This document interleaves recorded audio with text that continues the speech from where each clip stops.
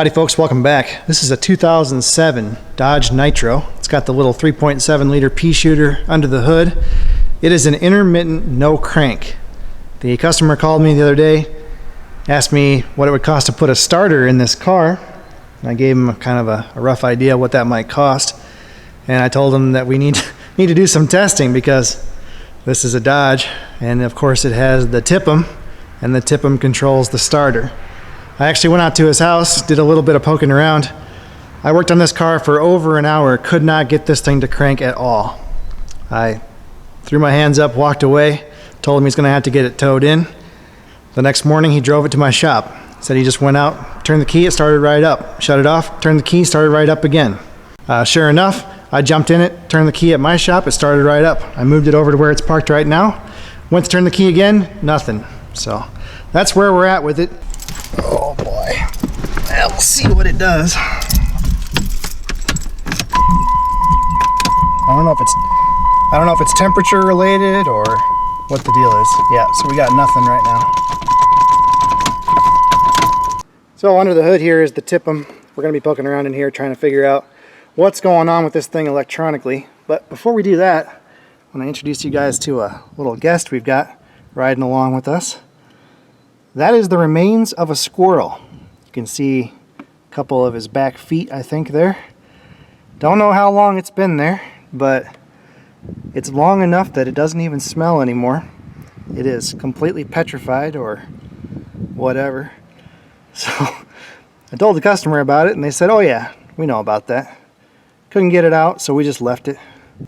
Now you can see underneath the hood here on the firewall there's an insulation blanket, and it's just been completely chewed apart by rodents. So I'd say Mr. Squirrel over there wasn't the first inhabitant of this engine bay. Alright guys, here's the wiring diagram. Same wiring diagram I had the other day when I was trying to work on this thing.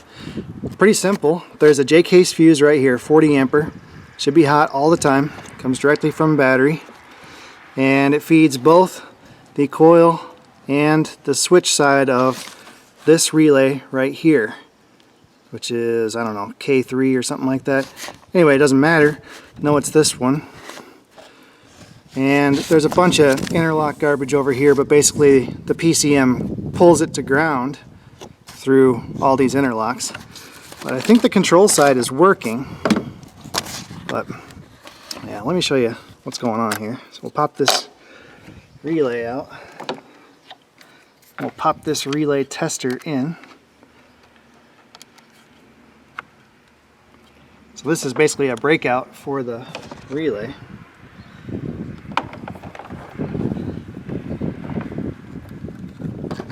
I'll grab our handy dandy test light here. Let's see. Key's not on, so I don't know what's going to be hot under here. Probably nothing. There's one. So we know our test light is good. Now we should have power on at least 2 of these pins. Nothing, something, nothing, nothing, nothing, nothing, something, nothing. That's not possible. If it's got power on one, it has to have power on the other, right? So this is what tripped me out the other day. I was ready to call a TIPM because I don't have power on 2 of these pins like I should have.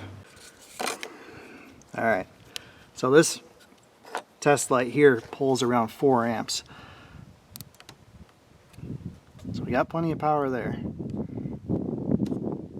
But like I said, there's nothing on any other terminal. That, of course. So currently we have power only at pin 30. Now what I don't know is what this thing is here. Starter coil driver. No idea what that is. But what's interesting is if I jump 30 to 87, that should send power directly to the starter. But I'll show you guys, it does nothing. Okay, so 30 to 87 right now, nothing. Not a thing. So whatever is going on, it's going on right now. And yeah, so that should be cranking the starter right now, and it's doing nothing. Alright, I'm connected with my test light across the other 2 pins of that relay. Let's see if we have power there when I turn the key to start position.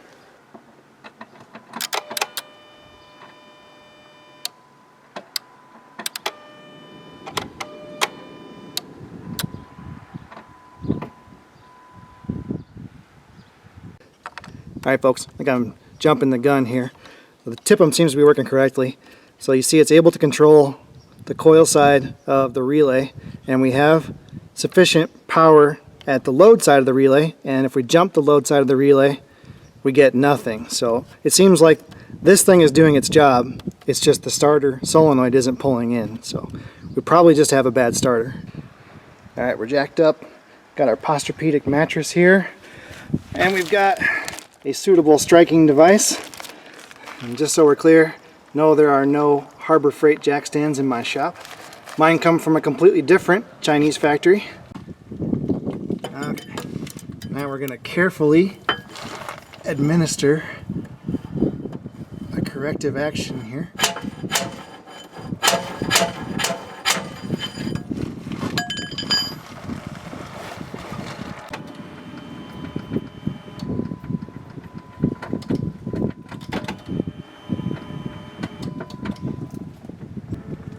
Okay, got a remote start switch here. I don't know if I got enough arm length to reach it or not.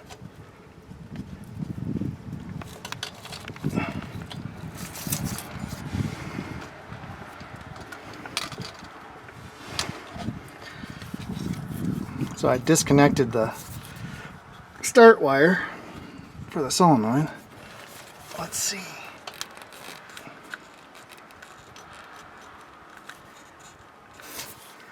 Okay, now I push this, it should crank. And it does. Well, bummer.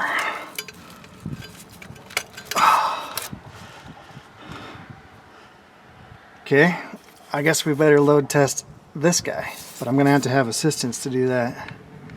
There's a snow plowing Ford thing. That's the tailgate I bought for parts for my truck. Alright guys, I got it jumpered up at the top using our relay jumper. Let's see if it'll light a 4 amp test light. And it will not.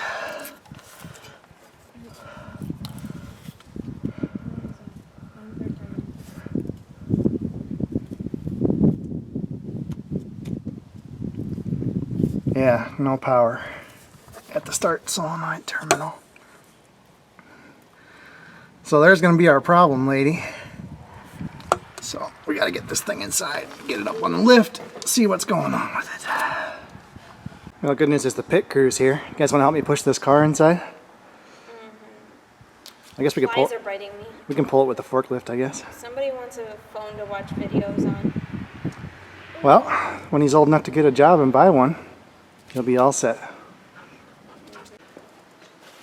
Okay, do you want to ride the forklift or you want to ride the car?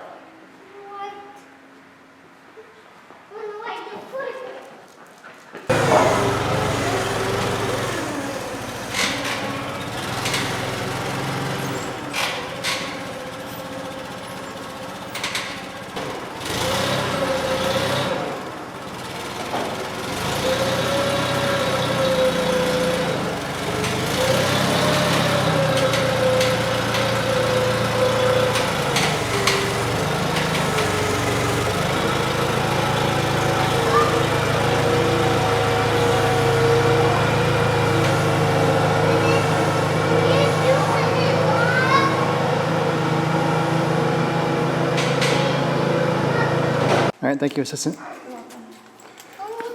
Are we watching Blippi still? Yeah, with no speakers. Maybe that's how I could become a YouTube success. Okay, we'll go inside. Blue shirts with orange suspenders. Yep, let's go inside. Well, we're up on the lift now and it's pretty obvious we're dealing with some crustiness. That's a stupid design to use that quick disconnect terminal like that instead of a screw, or even better like a weather pack type terminal. So I think what we'll do, we'll just snip that black end off. We'll clean up the terminal on the starter and we'll try this again.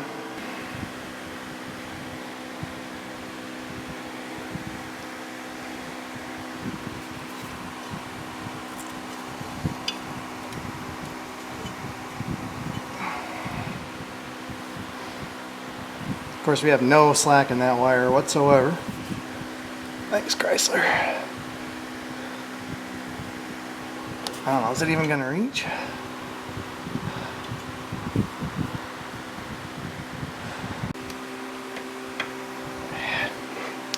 Yeah, you guys aren't going to be able to see anything anyway, so you have to take my word for it. Okay, we're going to repeat the same test. I stripped the wire back and clamped my test light right to the bare end of that wire. So here we go.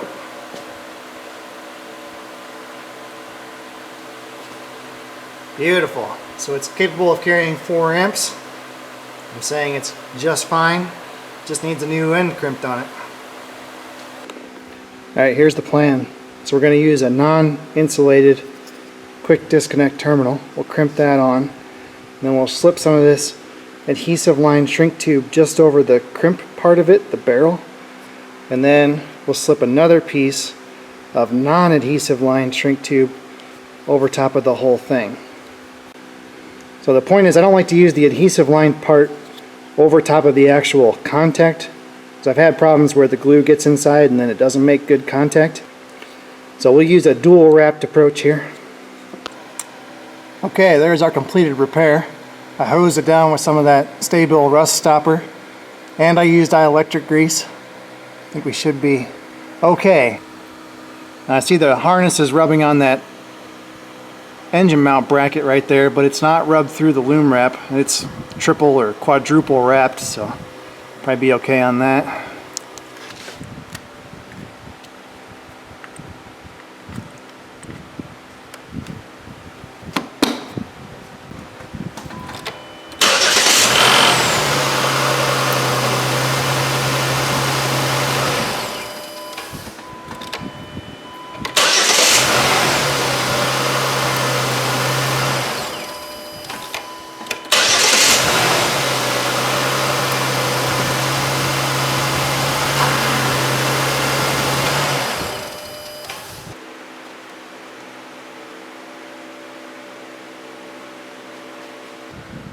What's the flat rate for dead squirrel removal? The good news is it doesn't appear that he hurt any of the wiring. I don't know if he got tangled up inside there and couldn't get out, or what the story is, but he was pretty petrified. Alright folks, I think that's it. This little guy right here ended up being our problem. It's that quick disconnect terminal. What a stupid design. You see it's slathered in dielectric grease, but it just didn't do a whole lot of good. Too much salt and corrosion and the usual story. So this guy should be pretty happy. He's going to get out of here for, I don't know, around $80 all in. So not too bad. Much better than what I initially told him, which was that he's going to need a TIPM and a starter and programming and, you know, $700 bill or whatever it's going to be. This is a whole lot better than that. So what really tripped me up was whatever this magical thing is inside this little dashed box here. It says starter coil driver. There must be some kind of electronics in there linked back to the ignition key or the PCM or something. I don't know. There's some kind of CAN bus communication between the TIPM and the PCM, so it can do all kinds of stuff on its own. And yeah, I didn't see power on that terminal 85 with the key on, and I figured, well, it's got a bad TIPM because I had power here at terminal 30. And they come from the same feed. But whatever this magical box is here, it can turn on that driver. So this is part of the control circuit, even though it doesn't really tell you that. And I don't know why they do it that way. Like, why would you have a control circuit on the positive side and then this whole logic control circuit chain on the negative side? You see it runs through the PCM, so if they want to do something with the PCM, why don't they just do it right here? I don't get it. Anyway, I didn't have all the stuff I needed. Should have had this little terminal, or this relay breakout. Would have made it a lot easier, but this is tricky to diagnose by yourself. You almost have to have somebody inside the car running the ignition switch. You see, it's a pretty complicated deal. It's a a multiplexed ignition switch. So you see it's got all different resistors here, and that must spit out a different voltage to the PCM or whatever this is, the Century key module, and that tells the thing what position the key is in based on the resistance or the voltage that's spit out of the ignition switch. So fairly complicated system. And to add to that, if you put the key in the run position and then go jump the starter with like your remote starter switch or screwdriver or whatever, this car will not start. It won't start unless you have the key in the start position. So it must be some kind of security thing or whatever. You can crank the engine till the cows come home. Without the key in the start position, it will not start. Whatever, I don't know. Makes it really difficult to troubleshoot. So I definitely got tripped up on my mobile diagnostics, but once we got it back to the shop where I had all my tools and toys, we were able to get to the bottom of it pretty quickly. So hopefully it's interesting for you guys. It's not every day you get to work on a car that has a whole dead squirrel under the master cylinder. And that didn't end up being the cause of the problem, but it certainly could have been. So thanks guys for watching. See you next time.